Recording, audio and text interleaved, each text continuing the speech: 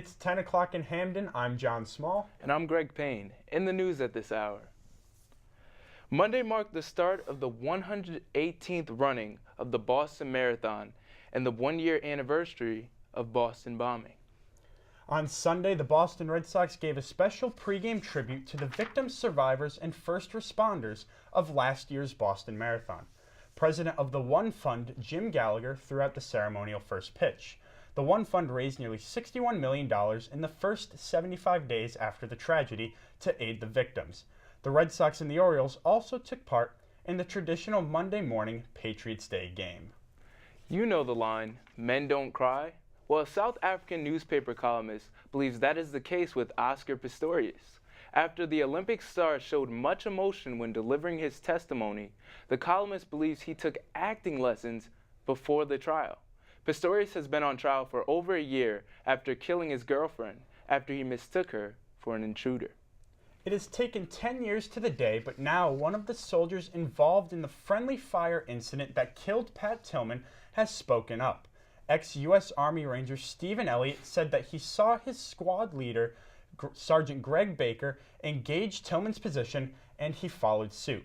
Forensic experts determined that rounds from Elliott's weapon were probably not the ones that killed Tillman.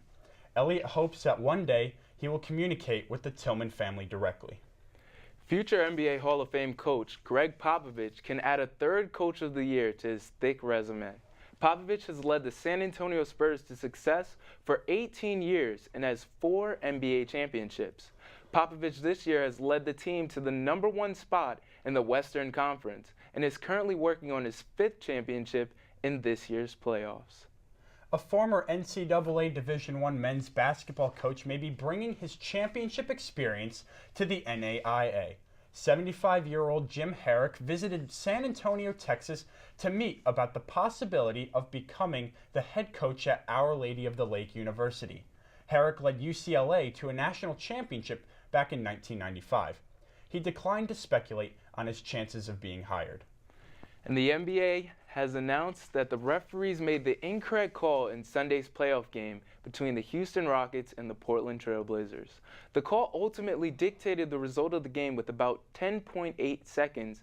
The ref called a foul on Dwight Howard, which would foul him out of the game. After numerous replays, Howard was actually the one fouled. This gave Portland 2 free throws and the win, giving Portland the 1-0 lead in the series. Anaheim Ducks defenseman Stefan Robidas left Game 3 in Dallas after fracturing his leg. The former Dallas Stars blue liner had suffered a broken leg earlier this season. Robidas got tangled with Stars Ryan Garba and fell to the ice awkwardly. Dallas fans gave their former player a standing ovation as he was helped off the ice. Game 4 between the Ducks and the Stars will be played on Wednesday. Anaheim leads the series 2-1.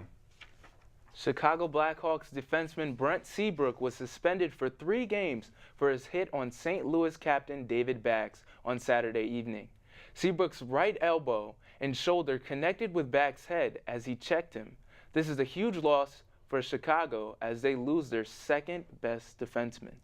In Hamden, it's currently 59 degrees under sunny skies. The forecast shows that there's a chance for some showers both on Friday and Saturday, and the threat of rain is accompanied by temperatures in the mid-60s. It also looks to be humid at the beginning of the weekend. As Sunday rolls around, it will bring more sunny skies that should last through Monday and Tuesday. And you know, Greg, finally we're seeing some weather. I mean, hopefully the rain stays away and we can enjoy this weather. One person going to be enjoying this weather is Michael Pineda, because he'll be spending a lot of time sitting in the sun on the bench for the Yankees. You know, John, he has nobody to blame but himself. He left it in the most obvious spot on his neck. Everybody watching the game can see it. I don't know what he was thinking about. I could see it, and I'm, that was hundreds of miles away through the television. It was right there on the spot. Well, that's the news at this hour. I'm John Small. And I'm Greg Payne, WJRN News.